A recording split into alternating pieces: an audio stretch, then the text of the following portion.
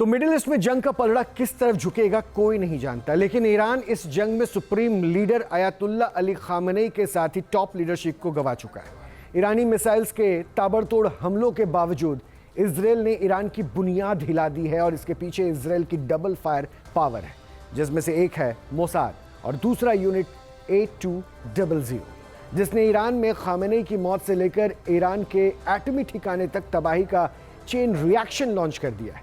आखिर यूनिट 8200 इतनी घातक क्यों है और ईरान में इसने किस तरह से हाहाकार मचा रखा है, एक रिपोर्ट दिखाते हैं।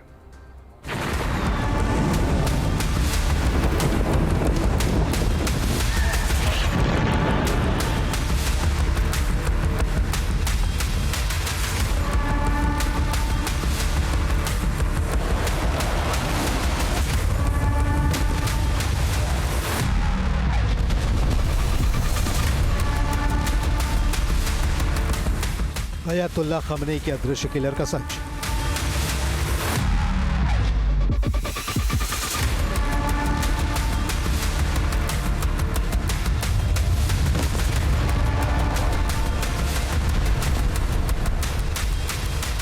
अट्ठाईस फरवरी 2026 सुबह 9:40 तेहरान, ईरान।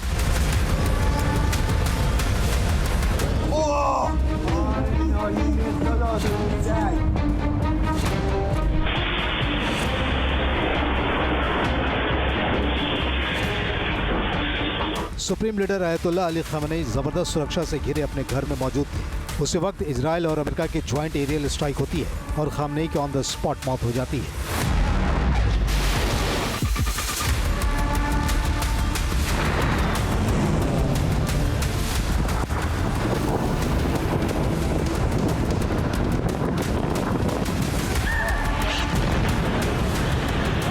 इसके बाद ईरान के टॉप लीडरशिप में शामिल बड़े नेता एक के बाद एक शिकार होने लगे। ईरानी शासन या फिर IRGC को भनक तक नहीं लगी और सुप्रीम कमांड स्ट्रक्चर धराशायी हो गया।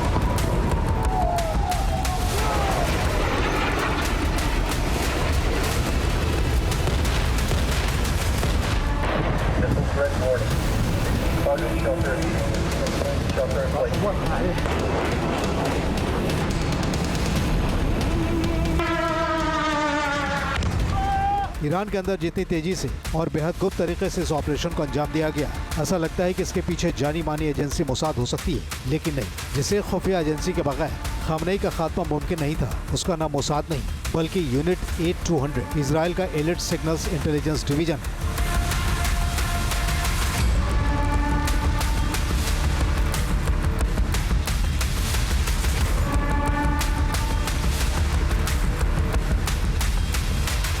यूनिट 8200 ने 20 से अधिक वर्षों तक खामेनेई को रोजाना फॉलो किया, उन पर नजर रखी, तेहरान के ट्रैफिक कैमरों को हैक किया और इंटरसेप्ट की गई कॉल्स की छानबीन के लिए AI का इस्तेमाल किया। यूनिट 8200 के जासूस जानते थे कि हमलों की आशंका होने पर खामेनेई रात में ही अंडरग्राउंड हो जाते, इसीलिए 28 फरवरी को सुबह 9:40 पर हमला किया गया, जब खामेनेई अपने परिवार के साथ घर में ही मौजूद थे।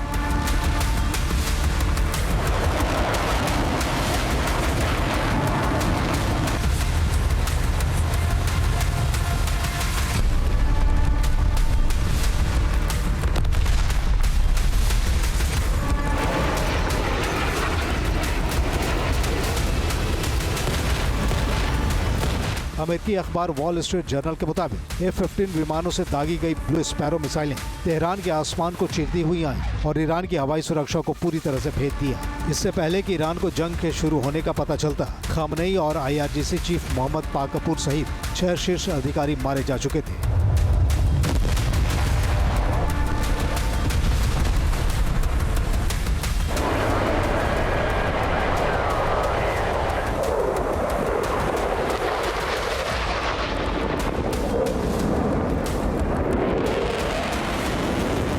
इजराइल की यूनिट 8200 टारगेट किलिंग के मामले में मोसाद से भी 2 कदम आगे, क्योंकि इस यूनिट के काम करने का तरीका रहस्यमयी और अदृश्य होता है। इसके जासूस या कहें हैकर्स अपने पीछे सबूत नहीं बल्कि टारगेट की डेड बॉडी छोड़कर जाते हैं।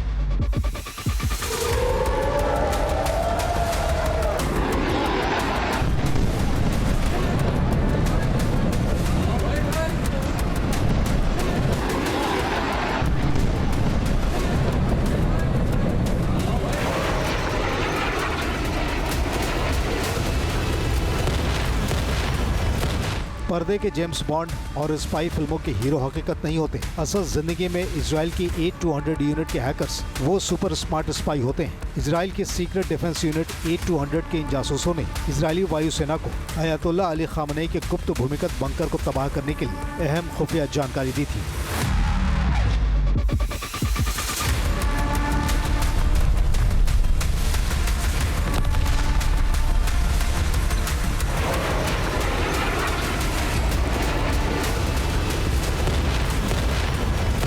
यूनिट 8200 इजराइल के सिग्नल इंटेलिजेंस एजेंसी है जो विदेशी दुश्मनों के कम्युनिकेशन और उनके सिस्टम पर नजर रखती है, उनकी बातचीत सुनती है और फिर उन्हें हैक करती है। कई मीडिया रिपोर्ट्स में दावा किया गया है कि यूनिट 8200 ने साइबर हैकिंग, सार्वजनिक कैमरों और सोशल मीडिया इंफॉर्मेशन के जरिए ईरान में हाहाकार मचा रखा है। ईरान के अंदर ही 40 से ज्यादा नेताओं के टारगेट किलिंग इस यूनिट का ही हाथ बताया जाता है।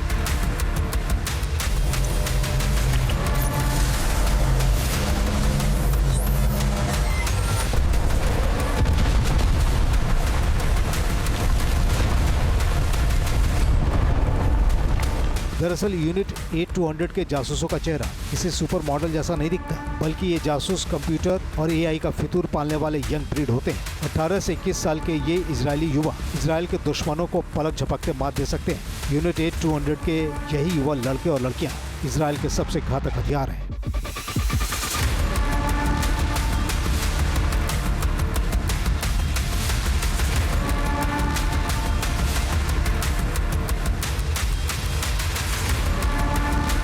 यूनिट 8200 के स्पाई राइफल नहीं रखते, फाइटर जेट भी नहीं उड़ाते, लेकिन कंप्यूटर के सामने सॉफ्टवेयर कोडिंग के जरिए दुनिया के किसी कोने में बगैर बम धमाका कर सकते हैं। यानी किसी देश के पावर ग्रिड को ठप कर सकते हैं, शेयर बाजार को ध्वस्त कर सकते हैं या दुश्मनों के कम्युनिकेशन नेटवर्क को उनके ही खिलाफ इस्तेमाल कर सकते हैं।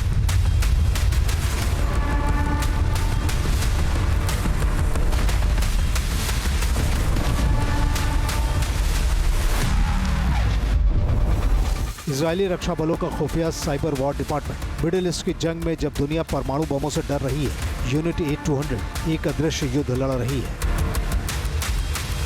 डेटा माइनिंग और टेक्निकल वॉरफेयर में इस इजरायली खुफिया यूनिट का कोई सानी नहीं है। ईरान के अंदर कामयाब ऑपरेशन के बाद यूनिट 8200 और भी मारक हो गई है।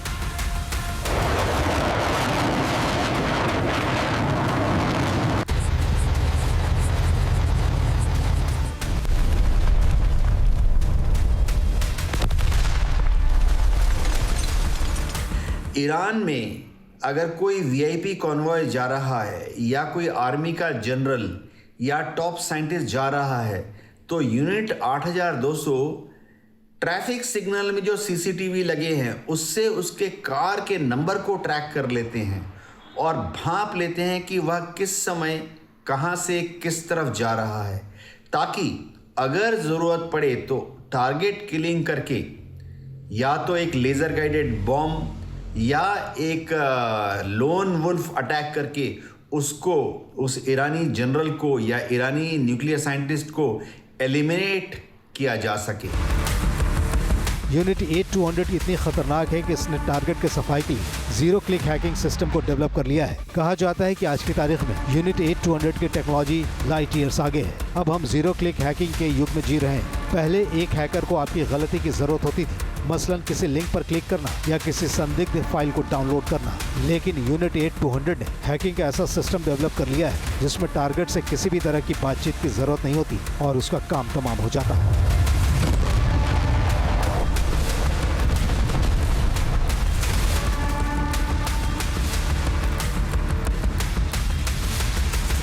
यूनिट 8200 के हैकर्स एक कॉल कर फोन को इन्फेक्ट कर सकते हैं। कॉल का जवाब दिए बगैर यूनिट 8200 का स्पाईवेयर फोन में प्रवेश कर जाता है। उसके बाद दुश्मन के ही फोन के कैमरे और माइक्रोफोन को इजरायली सेना के लिए 24 घंटे के निगरानी उपकरण में तब्दील कर देता है। 2 साल पहले लेबनान में हिजबुल्लाह आतंकियों के पेजर धमाके ने पूरी दुनिया में सनसनी मचा दी थी। लेबनान में कम्युनिकेशन सिस्टम और वॉकी टॉकी में एक साथ विस्फोट होने की हैरत अंगेज तस्वीरें सबने देखी थी। हालांकि इजरायल ने इसकी जानकारी पूरी तरह से गोपनीय रखी, लेकिन किसी देश के कम्युनिकेशन सप्लाई सिस्टम में घुसपैठ करने के बाद दूर से ही कंट्रोल करना इजरायल के दुश्मनों के लिए एक भयावह संदेश था। और ईरान इस साल यूनिट 8200 का इससे भी भयानक फेस देख रहा है।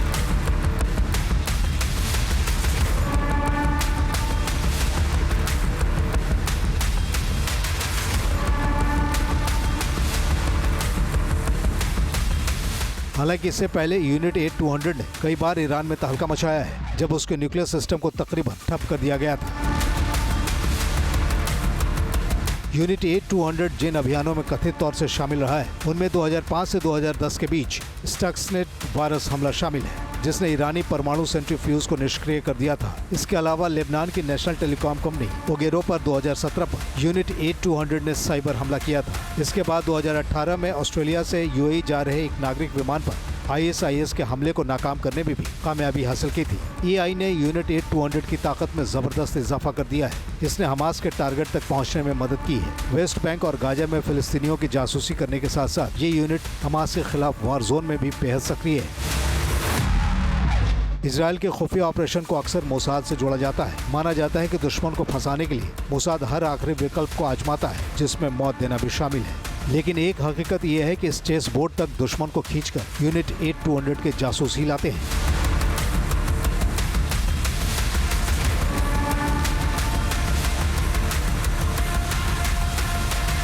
अब आपके मन में यह भी दिलचस्पी होगी, कई सारे सवाल होंगे कि आखिर ये A-200 या मोसाद किस तरह से फायर पावर की तरह काम करता है। तो हम आपको बताते हैं कि इजराइल की ये जो डबल फायर पावर है, यानी कि मोसाद और यूनिट A-200 कैसे काम करती है।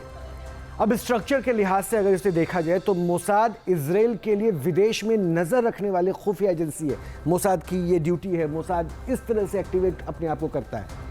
मोसाद इजरायली PMO के अधीन काम करती है, यानी इसकी रिपोर्टिंग सीधा PMO के पास रहती है, और ये एक सिविलियन खुफिया एजेंसी है। और दूसरी तरफ यूनिट A-200 एक सैन्य इंटेलिजेंस एजेंसी है। इसे इजरायली सेना IDF का हिस्सा माना जाता है, यानी ये IDF का हिस्सा है A-200 ये माना जाता है। और यूनिट A-200 एक मिलिट्री संगठन है।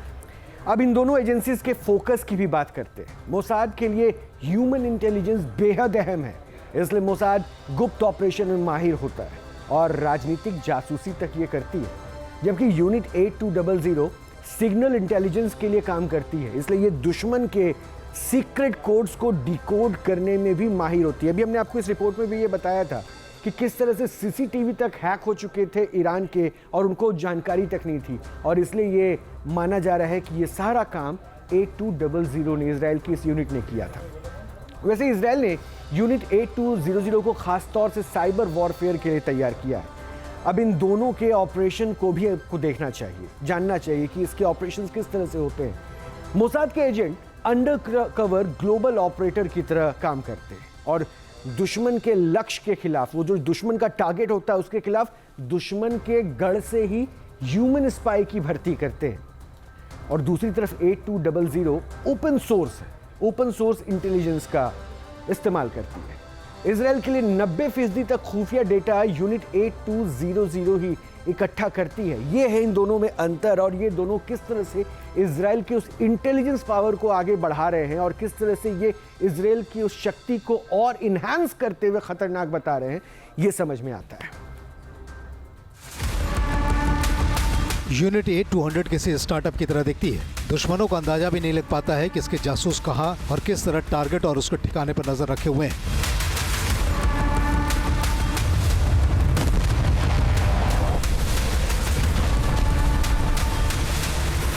यूनिट A-200 के अधिकांश साइबर स्पाई 18 से 25 साल के होते हैं, जिनमें से कुछ को हाई स्कूल से ही हायर कर लिया जाता है। ये साइबर स्पाई रोजाना 18 से 22 घंटे तक काम करते हैं और कोड की स्टडी करते हुए खुफिया जानकारियों का विश्लेषण करते हैं।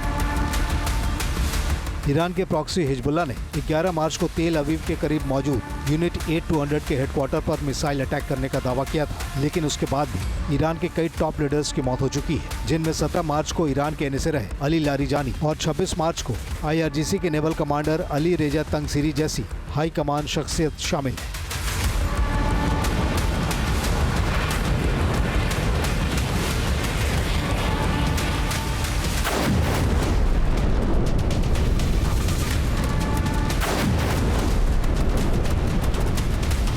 तो क्या वाकई ईरान के लीडर्स के टारगेट किलिंग करने वाली इजराइल की यूनिट A-200 इस जंग में गेम चेंजर साबित होती जा रही है?